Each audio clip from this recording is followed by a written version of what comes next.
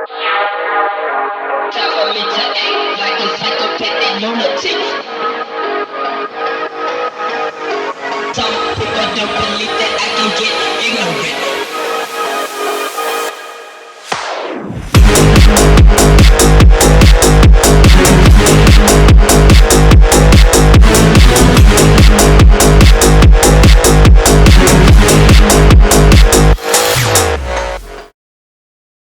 Hello guys, this is 𝗘𝗴𝗃𝗯𝘆𝘁𝗲 and welcome to another video.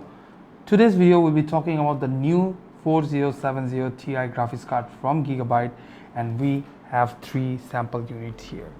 This is not going to be a comparison video. Even though the 3 sample card does look different, but at the core of it, it remains the same. All of this sample unit does feature the new 4070 Ti chipset with the new Ada Lovelace architecture. Armed with the ultra-efficient Ada Lovelace architecture and the 4th Gen Tensor Core, this graphics card can dish out 4 times the performance at DLSS 3 versus the traditional brute force rendering method. Now let's talk about the ray tracing. For this graphics card, NVIDIA went with the 3rd generation ray tracing cores to ensure twice the performance from its previous generation, which means you can easily cap those 60 FPS at any AAA title. Well, most of the AAA titles. NVIDIA ships its 4070 Ti with 12GB of GDDR6 memory running at 192-bit memory bandwidth, which ensures that this graphics card can handle any graphical data you can throw at it. Next up, we'll be talking about the cooling system used in this graphics card. To cool this 4070 chip, Gigabyte went with its patented alternate spinning fan design. So basically, the 2 fan on the outside does rotate on an anti-clockwise direction, and the one in the center rotates at a clockwise direction. So what it does is it eliminates any turbulence created within the system itself. So basically the airflow is uniform and without any restriction. Thus it can absorb more heat and it can dissipate a huge amount of heat without any disturbance. That's why this is a very efficient way to cool this system down. Gigabyte is using it for almost all of its graphics card systems. Another feature for the cooling system is the 3D active cooling. So this graphics card does come with a sensor. So basically, if the graphics card is below a certain temperature threshold, which is 20 degrees Celsius, basically built in the software, SmartFan 6 software, if I'm not mistaken.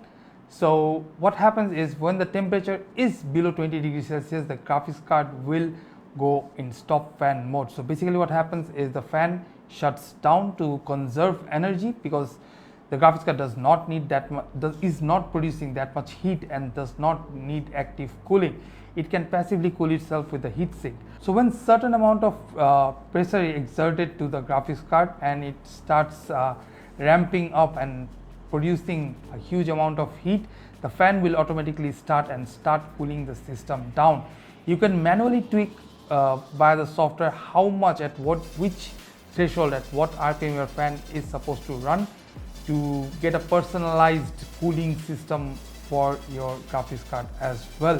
But I do suggest keeping the factory settings or the basic profile that comes with the graphics card to avoid any problem with the warranties. Before we talk about the design of this graphics card, let's get a few of the features out of the way. First of all, we're talking about the Rgb Fusion Software. So basically the Rgb Fusion Software is Gigabyte's Rgb ecosystem. So it can control all the Rgb elements within this graphics card. Next up, we're talking about the dual BIOS. So basically what dual BIOS does is when the primary BIOS fails for any reason, the secondary BIOS will kick in, which will help the graphics card run until the primary BIOS is fixed. So basically this feature was first added to the Gigabyte motherboard, where they had dual BIOS. When the primary BIOS failed, the secondary BIOS is to kick in, and then you can shut your system down and recover the primary BIOS with the help of the secondary BIOS. So this feature has been added to the graphics card as well.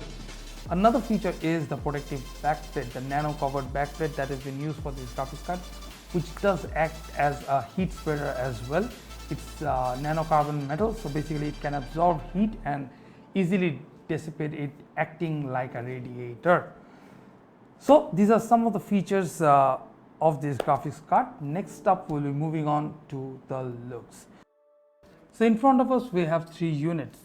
This is the Gigabyte 4070ti gaming OC, and here we have the 4070ti Eagle OC, and on this side we have the 4070ti Aero unit. Now these two cards does clock in at about 2640 megahertz, and this one clocks in at about 2625 megahertz. So basically you can understand that all three of these cards performance wise is similar, but design wise all three of these cards is different. These two cards does have a darker theme to it. This one does have a matte black finish, and this one has a black finish with silver accent on top, which is perfect for darker theme build with, let's say, neon lights plus RGB elements. Whereas this one, the Aero G, does have that consistent, workstation build with a cleaner and white aesthetic look.